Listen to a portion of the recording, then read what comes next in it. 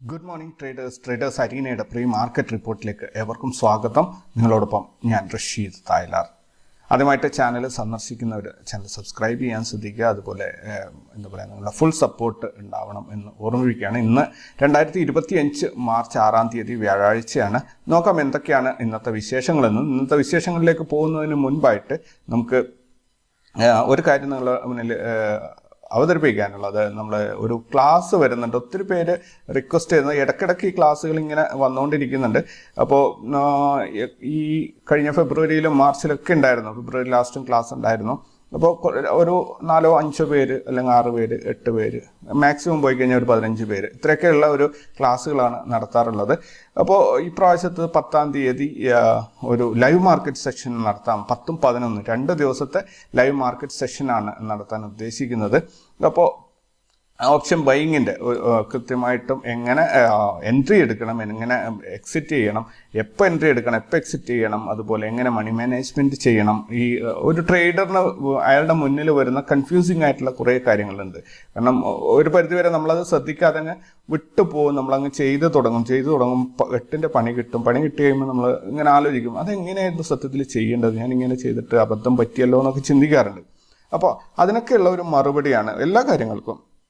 Entry എങ്ങനെ എടുക്കണം, entry setup എന്ന് പറഞ്ഞൊരു പരിപാടിയുണ്ട്. എൻട്രി സെറ്റപ്പ് കറക്റ്റാക്കി ആ എൻട്രി സെറ്റപ്പ് കിട്ടിയാൽ എങ്ങനെയാണ് എൻട്രി എടുക്കേണ്ടത് എന്നത് മുതൽ എവിടെ സ്റ്റോപ്പ് ലോസ് വെക്കണം, എങ്ങനെയാണ് ക്വാണ്ടിറ്റി തീരുമാനിക്കേണ്ടത്, എവിടെയാണ് ടാർഗറ്റ് സെറ്റ് ചെയ്യേണ്ടത്, മാർക്കറ്റിൻ്റെ ദിശ അല്ലെങ്കിൽ ഒരു ട്രെൻഡ് എങ്ങോട്ടാണ് എന്നെങ്ങനെയാണ് മനസ്സിലാക്കേണ്ടത്, ഈ ഒരു ഇങ്ങനെയുള്ള കാര്യങ്ങളെല്ലാം തന്നെ ഒരു ക്ലാരിഫിക്കേഷൻ വരുന്ന ഒരു ക്ലാസ്സാണിത്.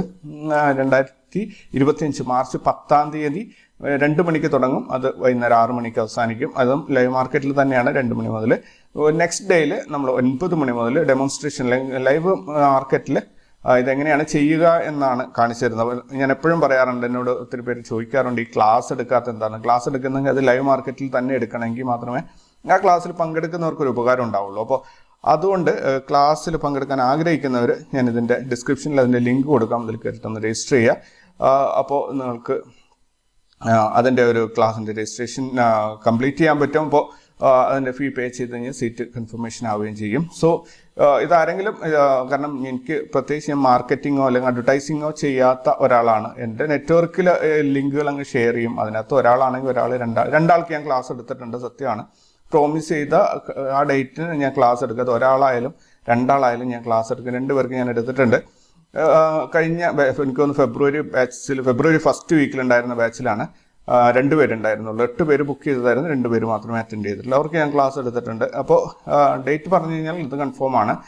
ജോയിൻ ചെയ്യാനുള്ളവർ ഒരു മിനിമൽ ഫീ ആണ് കേട്ടോ. ഇതൊരു കഴുത്തറുക്കുന്ന ഫീ ഒന്നും വാങ്ങിച്ചിട്ട് ചെയ്യുന്നതല്ല. ടൈം സ്പെൻഡ് ചെയ്യുന്നതിന് ഒരു പേയ്മെൻറ്റ് കിട്ടണം എന്ന രീതിയിൽ ഒരു ചെറിയൊരു മിനിമം ഫീ, ഒരു സ്റ്റോപ്പ് ലോസിൻ്റെ എമൗണ്ടിൻ്റെയൊക്കെ പകുതി ഒക്കെയുള്ള ഒരു ഫീ ആണ് ഇതിന് ചാർജ് ചെയ്യുന്നത്. സോ അതുപോലെ നിങ്ങൾക്ക് ഏതെങ്കിലും രീതിയിൽ ഇതിനെ ഒന്ന് സപ്പോർട്ട് ചെയ്യാൻ പറ്റുമെങ്കിൽ, കൂടുതൽ പേരിലേക്ക് ഈ കാര്യങ്ങൾ എത്തിക്കാൻ, മാർക്കറ്റ് ചെയ്യാൻ, അങ്ങനെ എന്തെങ്കിലും ചെയ്യുന്ന ആളൊക്കെ ആണെങ്കിൽ തീർച്ചയായിട്ടും എന്നെ ഒന്ന് കോൺടാക്ട് ചെയ്യുക. നമുക്ക് ഒന്നിച്ച് വർക്ക് ചെയ്യാൻ പറ്റും. സോ നിങ്ങളുടെ എല്ലാ സപ്പോർട്ടും പ്രതീക്ഷിച്ചുകൊണ്ട് ഞാൻ ഇന്നത്തെ ന്യൂസ് ഹൈലൈറ്റിലേക്ക് പോവാണ്. അപ്പോൾ നോക്കാം എന്തൊക്കെയാണ് പ്രധാനപ്പെട്ട വിശേഷങ്ങൾ എന്ന്. ആദ്യമായിട്ട് നമുക്ക് നോക്കാനുള്ളത്, നിഫ്റ്റി ഒരു ട്രെൻഡ് റിവേഴ്സൽ കാണിക്കുന്നുണ്ട്. തീർച്ചയായിട്ടും നമ്മൾ പ്രതീക്ഷയോടെ കൂടി കാത്തിരിക്കുന്ന ഒരു സംഭവം കൂടിയാണത്. പക്ഷേ ഇവിടെ ഒരു ട്രാപ്പ് ഉണ്ടോ എന്നുള്ളത് നിങ്ങൾ പ്രത്യേകം ശ്രദ്ധിക്കണം. 22,000 എന്നൊരു ബൗൺസ് ബാക്ക് ചെയ്തിട്ട് 2 green candle, day candle 2 green വന്നതിന് ശേഷം ഒരു ഫൈനൽ കൺക്ലൂഷനിലെത്തുക, അല്ലെങ്കിൽ ഒരു പക്ഷേ 22,000 പൊട്ടി താഴെ പോകാനുള്ള ഒരു സാധ്യതയുണ്ട്. ആ രീതിയിലുള്ള ഒരു റിവേഴ്സലാണ് ഇപ്പോൾ കാണിച്ചത്. ഇത്രയും പവർഫുൾ. അത് നോർമലി ഒരു റിവേഴ്സൽ വരുന്നതിന് മുൻപ് അവിടെ ഒരു കൺസോൾട്ടേഷനിലേക്ക് പോകും മാർക്കറ്റ്, എന്നിട്ടാണ് പിന്നീട് പതുക്കെയാണ് തിരിച്ച് കയറി വരിക. ഇവിടെ അങ്ങനെയല്ല ഉണ്ടായിരിക്കുന്നത്. 22,000 ടച്ച് ചെയ്തു, ഇമ്മീഡിയറ്റ്ലി നെക്സ്റ്റ് ഡേയിൽ തിരിച്ചു പോവുകയും ചെയ്തു. അങ്ങനെ ആകുമ്പോൾ അതൊരു ട്രാപ്പാണോ എന്നുള്ളത് എനിക്കൊരു സംശയം തോന്നുന്നുണ്ട്. അപ്പോൾ ആ രീതിയിൽ ഒന്ന് വാച്ച് ചെയ്തതിന് ശേഷം മാത്രം നിങ്ങൾ ട്രെൻഡ് കൺഫേം ചെയ്യുക. പെട്ടെന്ന് കയറി പൊസിഷൻസ്, അതായത് ലോങ് സ്വിംഗ് ട്രേഡൊക്കെ ചെയ്യുന്നവർ പെട്ടെന്ന് തന്നെ പൊസിഷൻ എടുത്തു കഴിഞ്ഞാൽ ഒരു പക്ഷേ നെക്സ്റ്റ് 2-3 ഡേയ്സ് കഴിഞ്ഞിട്ട് അത് തിരിച്ചിറങ്ങി പോകുന്നുണ്ടെങ്കിൽ നിങ്ങളുടെ കയ്യിൽ നിന്ന് കാര്യങ്ങൾ വിട്ടുപോകും. അതൊന്ന് പ്രത്യേകം ശ്രദ്ധിക്കുക കേട്ടോ. ദെൻ ടെസ്ല ഇന്ത്യയിൽ ആദ്യത്തെ ഷോറൂം ഓപ്പൺ ചെയ്യാൻ വേണ്ടിയിട്ട് ഒരു ഡീല് സൈൻ ചെയ്തിട്ടുണ്ട്. അത് പറയുന്നതിന് മുമ്പേ അവിടെ വാർത്തയിൽ ഒരു കൺഫ്യൂഷൻ വന്നിരുന്നു. ഓക്കെ, യൂട്യൂബിന് 125 ദശലക്ഷം പെയ്ഡ് സബ്സ്ക്രൈബേഴ്സ് ആയി എന്നുള്ളതാണ്. കാരണം യൂട്യൂബിൻ്റെ പ്രധാന ബിസിനസ് ഐഡിയ എന്ന് പറയുന്നത് ക്രിയേറ്റേഴ്സിന് പേ ചെയ്യുക, അതിലൂടെ അതിൻ്റെ വ്യൂവേഴ്സിൽ നിന്നും ചാർജ് ചെയ്യുക എന്നൊരു ബിസിനസ് മോഡലാണ്. ക്രിയേറ്റേഴ്സിന് പേയ്മെൻറ്റ് കിട്ടുന്നതുകൊണ്ട് തന്നെ ഒരുപാട് യൂട്യൂബ് ക്രിയേറ്റേഴ്സ് ഉണ്ട്. അതിന് ക്വാളിറ്റി കണ്ടൻറ്റും ഉണ്ട്, ക്വാളിറ്റി ഇല്ലാത്ത വെറും വേസ്റ്റായ കണ്ടൻറ്റും ഉണ്ട്. എങ്കിൽ കൂടി അതുവഴി ഞങ്ങൾ ക്രിയേറ്റേഴ്സിന് പേയ്മെൻറ്റ് കൊടുക്കുന്നുണ്ടല്ലോ, അതുകൊണ്ട് വ്യൂവേഴ്സിന് പേ ചെയ്യാൻ ഉണ്ടാവില്ല എന്നുള്ള ആ ബെസ്റ്റ് സൈക്കോളജി ട്രിക്ക് അറിയുന്നതുകൊണ്ട് തന്നെ അവർ ആ ഒരു പരിപാടി ആദ്യം യൂട്യൂബേഴ്സിന് പൈസ കൊടുത്തു തുടങ്ങി ആഡ് റവന്യൂവിൽ നിന്ന്. അതിനുശേഷം അവർ പതുക്കെ വ്യൂവേഴ്സിനെ ചാർജ് ചെയ്യാൻ തുടങ്ങി. പക്ഷെ ഒത്തിരി പേര് അത് ആക്സെപ്റ്റ് ചെയ്തു. 125 മില്യൺ എന്ന് നമുക്ക് പറഞ്ഞു കഴിഞ്ഞാൽ ചെറിയൊരു വ്യൂവർഷിപ്പ് അല്ല, നല്ല രീതിയിലുള്ള ഒരു ഇതാണ്, നല്ല രീതിയിലുള്ള ആക്സെപ്റ്റൻസ് ആണ് യൂട്യൂബിന് കിട്ടിക്കൊണ്ടിരിക്കുന്നത്. സോ എന്തായാലും ഒരു നല്ല ന്യൂസാണ് യൂട്യൂബ് ചെയ്യുന്നവർക്ക്. ടെസ്ല ഇന്ത്യയിൽ ആദ്യത്തെ ഷോറൂം ഓപ്പൺ ചെയ്യാൻ വേണ്ടിയിട്ട് മുംബൈയിലാണ് ഇത് വരുന്നത്, ബന്ദ്രയിലാണ് ഇത് വരുന്നത്. ഇമ്പോർട്ടഡ് ആയിട്ടുള്ള ഇലക്ട്രിക് വെഹിക്കിളാണ് അവർ ഇപ്പോൾ ഇന്ത്യയിൽ വിൽക്കാൻ പോകുന്നത്. ഇതിന് ശേഷമുള്ള വാർത്തയാണ് നിങ്ങൾ പ്രത്യേകം ശ്രദ്ധിക്കേണ്ടത്. ഈ വാർത്ത നോർമലി വരാൻ നമ്മൾ പ്രതീക്ഷിച്ച് കാത്തിരിക്കുന്ന ഒരു സംഭവമാണ്. ഇതിന് ശേഷം വരുന്ന മറ്റൊരു വാർത്തയുണ്ട്, അത് നിങ്ങളൊന്ന് ഞാൻ പറയുമ്പോൾ ഒന്ന് ശ്രദ്ധിച്ചോളൂ. US ഉക്രൈൻ വീണ്ടും അവർ അലമ്പായിക്കൊണ്ടിരിക്കുകയാണ്. അവർക്ക് military aid US completely stop ചെയ്തു. അതുപോലെ ഇൻ്റലിജൻസ് സപ്പോർട്ടും ഇപ്പോൾ കംപ്ലീറ്റ്ലി സ്റ്റോപ്പ് ചെയ്തിരിക്കുകയാണ്. സോ എന്തെങ്കിലും മോശമായ കാര്യങ്ങൾ സംഭവിക്കുന്നുണ്ടെങ്കിൽ ഉക്രൈനെ ഇവർ അറിയിക്കില്ല എന്നാണ് പറഞ്ഞിരിക്കുന്നത്. US മാർക്കറ്റ് ഒരു ഫ്ലാറ്റായിട്ടാണ് ക്ലോസ് ചെയ്തിരിക്കുന്നത് കാരണം ട്രംപിൻ്റെ താരിഫ് എന്നുള്ളത് ഒരു സംഭവമായി മാറുന്നുണ്ട്. ട്രംപ് താരിഫ് മാത്രമല്ല, അയാൾ മൊത്തത്തിൽ US പൊളിച്ചെടുക്കുകയാണെന്ന് വേണമെങ്കിൽ പറയാം, അല്ലെങ്കിൽ അവരുടെ പോളിസി പൊളിച്ചെടുക്കുകയാണ്.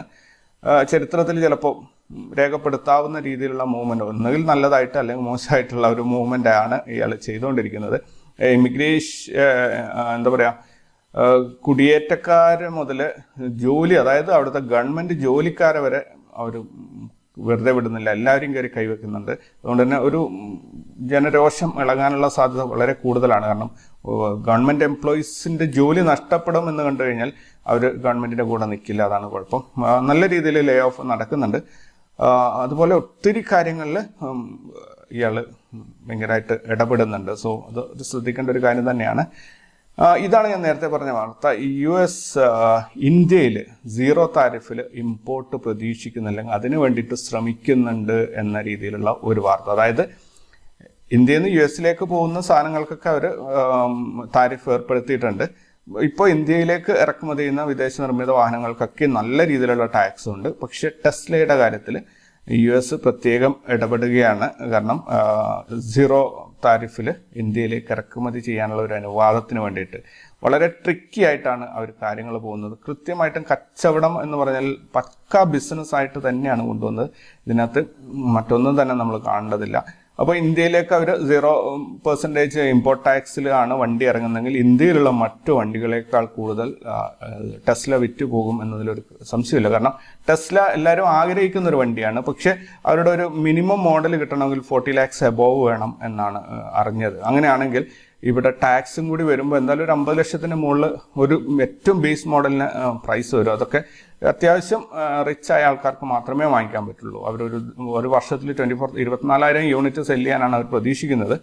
അപ്പോൾ അത് എന്താ പറയുക, ഒരു നമ്മുടെ ടാറ്റയുടെയും മഹീന്ദ്രയുടെയൊക്കെ ഒരു ലക്ഷറി കാറിനേക്കാൾ കൂടുതൽ പ്രൈസായി എന്ന് തന്നെ പറയാം അവരുടെ ഒരു ബേസ് മോഡൽ. അപ്പോൾ ടാക്സിൽ അവർക്ക് ചെറിയൊരു ആശ്വാസം കിട്ടുകയാണെങ്കിൽ ഒരു 35 lakhs ആ റേഞ്ചിൽ അവരുടെ ബേസ് മോഡൽ സ്റ്റാർട്ട് ചെയ്യുന്നുണ്ടെങ്കിൽ എനിക്ക് തോന്നുന്നു അത്യാവശ്യം എല്ലാവരും ടെസ്ല പ്രിഫർ ചെയ്യും എന്നാണ്. കാരണം ടെക്നോളജിയാണ് ഏറ്റവും അഡ്വാൻസ്ഡ് ആയിട്ടുള്ള വണ്ടികൾ ഉപയോഗിക്കുക എന്നുള്ളത്. കാരണം ജീവിതം ഷോർട്ടാണെന്ന് എല്ലാവർക്കും അറിയാം.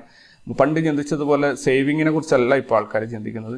കുറച്ചു കാലം ജീവിക്കുള്ളത് നല്ല രീതിയിൽ പ്രതീക്ഷിക്കുന്ന രീതിയിൽ ആഗ്രഹിക്കുന്ന രീതിയിൽ ജീവിച്ചു തീർക്കാനാണ് എല്ലാവരും ശ്രമിക്കുന്നത്. അപ്പോൾ അതുകൊണ്ട് തന്നെ എനിക്ക് തോന്നുന്നു ടെസ്ലയ്ക്ക് അങ്ങനെ ഒരു ടാക്സിൻ്റെ ഒരു ഇത് കിട്ടുകയാണെങ്കിൽ, ഒരു ഇളവ് കിട്ടുകയാണെങ്കിൽ അവർ ഇന്ത്യയിൽ വൻ വിജയമായി കയറി വരാൻ സാധ്യതയുണ്ട്. എന്തായാലും അധികം താമസിക്കില്ല, പെട്ടെന്ന് തന്നെ വരും എന്നാണ് പ്രതീക്ഷിക്കുന്നത്.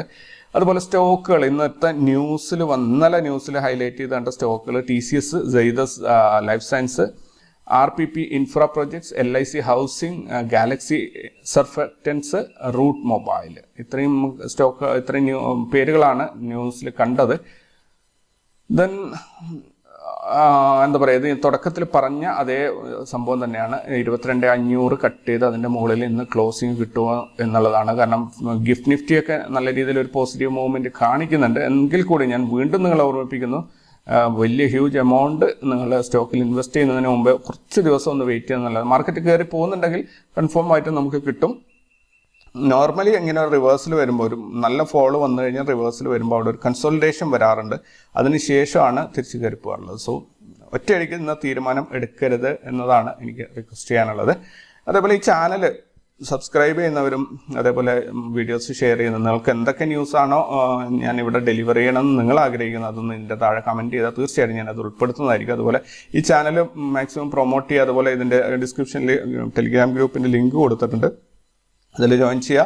അതേപോലെ ഞാൻ ആദ്യം പറഞ്ഞ ക്ലാസിൻ്റെ കാര്യം, നിങ്ങൾക്ക് ഏതൊരാൾക്കും ഉപകാരപ്പെടുന്ന ഓപ്ഷൻ ബൈയിങ് ആണ് നിങ്ങൾ ലക്ഷ്യം വയ്ക്കുന്നതെങ്കിൽ, അതായത് ഫണ്ട് ബജറ്റ് അല്ലെങ്കിൽ ഫണ്ട് ക്യാപിറ്റൽ, ചെറിയ ക്യാപിറ്റലിൽ നല്ല റിട്ടേൺ കിട്ടുന്ന എന്നാൽ എക്സ്ട്രീംലി റിസ്കി ആയിട്ടുള്ള ഒരു പരിപാടിയാണ് ഓപ്ഷൻ ബൈയിങ്. അപ്പോൾ ആ ഓപ്ഷൻ ബൈയിങ് ആണ് നിങ്ങൾ നോക്കുന്നതെങ്കിൽ അതിൽ കൃത്യമായിട്ട് മണി മാനേജ്. ഓപ്ഷൻ ബൈയിങ്ങിൽ ഞാൻ മറ്റൊരു കാര്യം പറയാം, നിങ്ങൾ എവിടെ എൻട്രി എടുക്കുന്നു എവിടെ എക്സിറ്റ് എടുക്കുന്നു എന്നൊക്കെ ഉള്ളത് ഓപ്ഷണലായ കാര്യമാണ്. എവിടെ എൻട്രി എടുത്താലും എക്സിറ്റ് ആയാലും നിങ്ങൾക്ക് മണി മാനേജ്മെൻറ്റ്, റിസ്ക് മാനേജ്മെൻറ്റ് കൃത്യമായിട്ട് അറിയില്ലെങ്കിൽ നിങ്ങൾ എത്ര നല്ല എൻട്രി നിങ്ങൾക്ക് കിട്ടിയാലും നിങ്ങൾക്കത് യൂസ്ഫുൾ ആക്കാൻ പറ്റില്ല. എന്തുകൊണ്ടാണെന്ന് പറഞ്ഞു കഴിഞ്ഞാൽ, നിങ്ങൾ ആദ്യം എടുത്തപ്പം നിങ്ങൾക്ക് 10,000 രൂപ നഷ്ടം വന്നു, പിന്നീട് എടുത്തപ്പം 2,000 രൂപ പ്രോഫിറ്റ് കിട്ടി. ഇങ്ങനെയൊക്കെയാണ് പോകുന്നതെങ്കിൽ നിങ്ങൾക്ക് അവിടെ ഒരു പ്രോപ്പർലി ഇത് കൊണ്ടുപോകാൻ പറ്റില്ല, വിജയിപ്പിക്കാൻ പറ്റില്ല മന്ത് എൻഡ് ആകുമ്പോൾ. അപ്പോൾ നിങ്ങൾ ചെയ്യേണ്ടത് കൃത്യമായി ഇതിനെല്ലാം ഒരു കണക്കുണ്ട്. എവിടെ എൻട്രി എടുക്കണം, എവിടെ എക്സിറ്റ് ചെയ്യണം എന്നതിന് കണക്കുണ്ട്. എത്ര ക്വാണ്ടിറ്റി എടുക്കണം, എത്ര സ്റ്റോപ്പ് ലോസ് വയ്ക്കണം, ഇതിനൊക്കെ കൃത്യമായിട്ടും 1, 2, 3 എന്ന രീതിയിൽ വളരെ സിമ്പിളായിട്ട് നിങ്ങൾക്ക് കാൽക്കുലേറ്റ് ചെയ്ത് പോകാൻ പറ്റുന്ന ഒരു മെത്തേഡാണ് ഓപ്ഷൻ ബൈയിങ്ങിൽ ഉപയോഗിക്കുന്നത്. ഒരിക്കലും നിങ്ങൾ അവിടെ ഒരു ലോട്ടറി പ്രതീക്ഷിച്ചിട്ട് ഓപ്ഷൻ ബൈയിങ്ങിലേക്ക് പോകരുത്. അങ്ങനെ പോകുന്നവർക്ക് ഹ്യൂജ് ലോസ് ആണ് ഉണ്ടാവുക. അതേപോലെ ഗാംബ്ലിംഗ് മൈൻഡ് സെറ്റോട് കൂടി നിങ്ങൾ സ്റ്റോക്ക് മാർക്കറ്റിനെ ഒരിക്കലും സമീപിക്കരുത്. അത് ഓപ്ഷൻസ് മാത്രമല്ല, ഒന്നിനെയും തന്നെ സമീപിക്കരുത്. അവിടെയും നിങ്ങൾക്ക് ഹ്യൂജ് ലോസ് ഉണ്ടാവും. അപ്പോൾ നിങ്ങൾ ശ്രദ്ധിക്കേണ്ടത് ഇതിൻ്റെ ആ ഒരു മെത്തേഡ് പ്രോപ്പർലി ആ ഒരു സിസ്റ്റം ഫോളോ ചെയ്യുക. സിസ്റ്റം തരുന്ന നെഗറ്റീവ് റിസൾട്ട് ആയാലും പോസിറ്റീവ് റിസൾട്ട് ആയാലും അത് മാത്രം നിങ്ങൾ ആക്സെപ്റ്റ് ചെയ്യുക. അവിടുന്ന് കണ്ടിന്യൂസ്ലി പോയിക്കൊണ്ടിരിക്കും. മന്ത് എൻഡ് ആകുമ്പോൾ നിങ്ങൾ ഒന്നുകിൽ ബ്രേക്ക് ഈവൻ ആയിട്ടുണ്ടാവും, അല്ലെങ്കിൽ പ്രോഫിറ്റിലുണ്ടാവും. വളരെ റെയർ കേസിൽ ലോസിലേക്കും പോവാം. ലോസും പ്രോഫിറ്റൊക്കെ ഇതിൻ്റെ ഒരു ഭാഗമാണ്. ലോസ് ആക്സെപ്റ്റ് ചെയ്യാൻ പറ്റാത്ത ഒരു ട്രേഡറിന് ഒരിക്കലും പ്രോഫിറ്റ് ബുക്ക് ചെയ്യാൻ സാധിക്കില്ല എന്ന കാര്യത്തിൽ ഒരു സംശയം വേണ്ട. അത് കൺഫേം ആയ ഒരു കാര്യം തന്നെയാണ്. സോ നമുക്ക് ഗ്ലോബൽ മാർക്കറ്റ് എങ്ങനെയുണ്ട് നോക്കാം. US മാർക്കറ്റ് ഗ്രീനിലാണ് അവസാനിച്ചിരിക്കുന്നത്. യൂറോപ്യൻ മാർക്കറ്റ് ഒരു സമ്മിശ്ര പ്രതികരണമാണ്.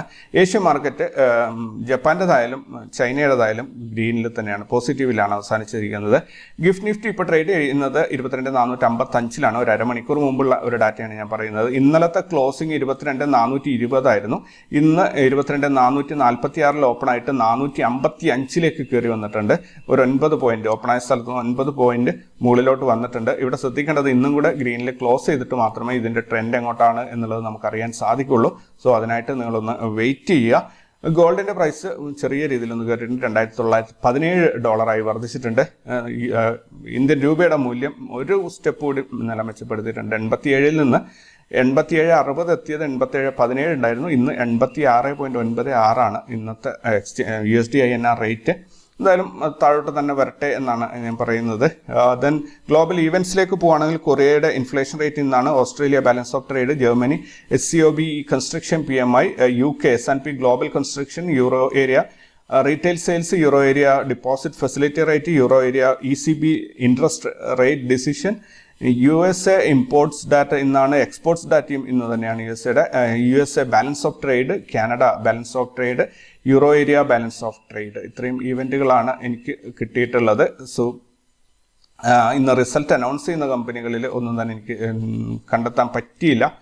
ദെൻ FNO ബാനിൽ ഇന്ന് മണപ്പുറമാണ് വന്നിരിക്കുന്നത്. മണപ്പുറം ഇപ്പം കഴിഞ്ഞ മാസം പകുതിയോടുകൂടി FNO ബാനിൽ വന്നതാണ്. ഈ മാസം ഇപ്പോൾ ഓൾറെഡി സ്റ്റാർട്ട് ചെയ്തു. ഇനി ഇത് റിലീസ് ആവാൻ സാധ്യതയില്ല, കാരണം അത്രയും ഭയങ്കരമായിട്ടുള്ള ഒരു രീതിയിലാണ് ഇതിൻ്റെ പോകുന്നത്. നോക്കാം, ഏതെങ്കിലും ഒരു ദിവസം റിലീസ് ആകും എന്നുള്ള അതിൻ്റെ പ്രൈസ് ഒന്ന് വാച്ച് ചെയ്യുന്നത് നല്ല ഇൻട്രസ്റ്റിംഗ് ആയ ഒരു കാര്യമായിരിക്കും. ദെൻ ഇന്നലത്തെ ഇൻസ്റ്റിറ്റ്യൂഷണൽ ആക്ടിവിറ്റീസ് നോക്കുകയാണെങ്കിൽ ഫോറിൻ ഇൻസ്റ്റിറ്റ്യൂഷൻസ് ഇന്നലെ 2895 കോടിയുടെ സെല്ലിംഗ് ആണ് ചെയ്തത്. അതേസമയത്ത് ഡൊമസ്റ്റിക് ഇൻസ്റ്റിറ്റ്യൂഷൻസ് 3370 കോടിയുടെ ബൈയിങ് ആണ് ചെയ്തത്. അങ്ങനെ 475 കോടി രൂപയുടെ നിക്ഷേപം ഇന്ത്യൻ മാർക്കറ്റിൽ എത്തിയതായിട്ടാണ് കാണാൻ സാധിക്കുന്നത്. സെക്ടർ പെർഫോമൻസിലേക്ക് പോവുകയാണെങ്കിൽ എല്ലാ സെക്ടറുകളും ഇന്നലെ ഗ്രീനിൽ തന്നെയാണ് അവസാനിച്ചത്, പോസിറ്റീവിലാണ് അവസാനിച്ചത്. മാർക്കറ്റ് ഇന്നലെ എല്ലാ മാർക്കറ്റും തന്നെ ഇന്നലെ പോസിറ്റീവിലാണ് അവസാനിച്ചിരിക്കുന്നത്. സോ ഓട്ടോ സെക്ടർ എനിക്ക് തോന്നുന്നു ഹയസ്റ്റ് റിട്ടേൺ കൊടുത്തിരിക്കുന്നത്. ഓട്ടോ സെക്ടർ അല്ല, മീഡിയയാണ് ഹയസ്റ്റ് റിട്ടേൺ കൊടുത്തിരിക്കുന്നത്. മീഡിയയും അല്ല, മെറ്റലാണ് ഹയസ്റ്റ് കൊടുത്തിരിക്കുന്നത്. മെറ്റൽ 4.04% ഗ്രോത്ത് ഉണ്ടാക്കി, മീഡിയ 3.14%, ഓട്ടോ 2.6%. ഇങ്ങനെയാണ് അത് പോയിരിക്കുന്നത്. സോ എന്തായാലും മെറ്റൽ നല്ല രീതിയിൽ നല്ല മുന്നേറ്റം ഉണ്ടാക്കിയിട്ടുണ്ട്. അത് ഇന്നത്തേക്ക് നമുക്ക് വാച്ച് ചെയ്യേണ്ട ഒരു കാര്യം കൂടിയാണ്. ETF-ലേക്ക് വരികയാണെങ്കിൽ ഗോൾഡ് ബീസ് ഇന്നലെ നെഗറ്റീവ് മൂവ്മെന്റ് ആണ് കൊടുത്തത്. ബാക്കി എല്ലാം തന്നെ ഇന്നലെ പോസിറ്റീവിലാണ് ക്ലോസ് ചെയ്തിരിക്കുന്നത്. നിഫ്റ്റിയുടെ ഇന്നലത്തെ പെർഫോമൻസ് നോക്കുകയാണെങ്കിൽ 22,082 ഇന്നലെ അവസാനിച്ചിരിക്കുന്നത്. 9 പോയിന്റിന്റെ ഒരു മുന്നേറ്റത്തിലാണ് ഇന്നലെ മാർക്കറ്റ് അവസാനിച്ചത്. ദെൻ ഈ ആഴ്ചത്തെ ഒരു പെർഫോമൻസ് നോക്കുകയാണെങ്കിൽ 111 പോയിന്റിന്റെ ഒരു നഷ്ടത്തിൽ തന്നെയാണ് നിഫ്റ്റി പോയിക്കൊണ്ടിരിക്കുന്നത്. ഇനി ഈ മാസത്തെ പെർഫോമൻസും അതേപോലെ തന്നെ 111 പോയിന്റിന്റെ ഒരു നഷ്ടത്തിലാണ് നിഫ്റ്റി പോയിക്കൊണ്ടിരിക്കുന്നത്. ഇനി ഇന്നത്തെ മറ്റ് ഇൻഡെക്സുകൾ, ഇന്നലത്തെ മറ്റ് ഇൻഡെക്സുകൾ നോക്കുകയാണെങ്കിൽ ഇന്നലെ ബാങ്ക് നിഫ്റ്റിയും ഫിൻ നിഫ്റ്റിയും പോസിറ്റീവിലാണ് ക്ലോസ് ചെയ്തത്. ബാക്കിയെല്ലാം തന്നെ നെഗറ്റീവിലാണ് ക്ലോസ് ചെയ്തിരിക്കുന്നത്. ദെൻ നിഫ്റ്റിയിൽ ഇന്നത്തെ ഒരു ഡാറ്റ നോക്കുകയാണെങ്കിൽ PCR വന്നിരിക്കുന്നത് 1 ആണ്.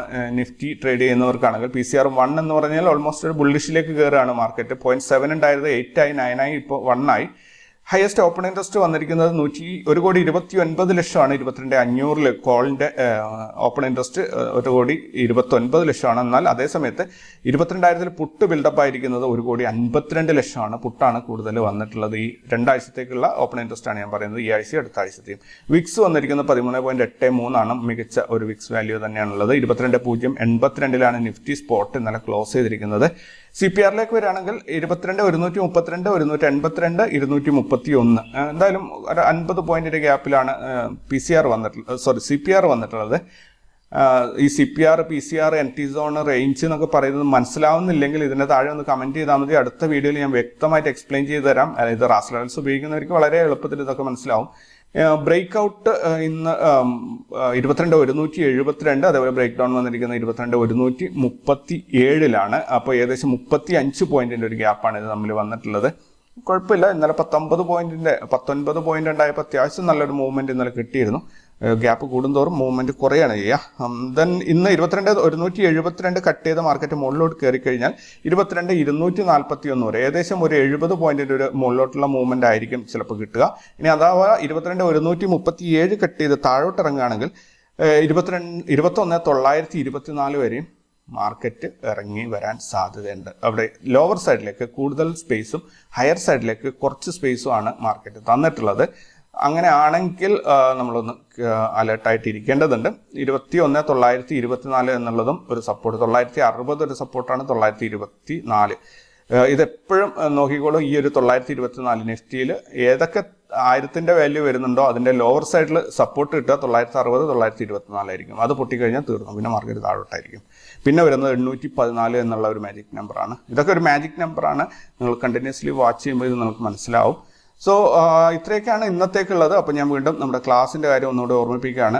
മാക്സിമം നിങ്ങളുടെ സപ്പോർട്ട് ഉണ്ടാകണം. ആർക്കെങ്കിലും അത് മാർക്കറ്റിംഗ് സൈഡിൽ അത് സപ്പോർട്ട് ചെയ്യാൻ പറ്റുമെങ്കിൽ പ്ലീസ് ഒന്ന് കോൺടാക്ട് ചെയ്യുക. കാരണം എനിക്ക് അഡ്വർടൈസിങ്ങോ കാര്യങ്ങളോ ഞാൻ ചെയ്യാറില്ല. എൻ്റെ പരിചയത്തിൽ എന്നെ അറിയുന്നവർ എന്നോട് സഹകരിച്ച് മുന്നോട്ട് പോകുന്നേ ഉള്ളൂ. അല്ലാതെ വേറൊരു രീതിയിൽ അത് പബ്ലിസിറ്റി കൊടുത്ത് അങ്ങനെ വലിയൊരു സംഭവമാക്കി മാറ്റാറില്ല. അതിന് ഞാൻ ശ്രമിക്കാറില്ല എന്നുള്ളതാണ്. സോ ഇന്നത്തേക്ക് ഇത്രയാണ്. കൂടുതൽ വിശേഷങ്ങളും വാർത്തകളൊക്കെ ആയിട്ട് നമുക്ക് വീണ്ടും കണ്ടുമുട്ടാം. അതുവരേക്കും take care and bye. Thank U.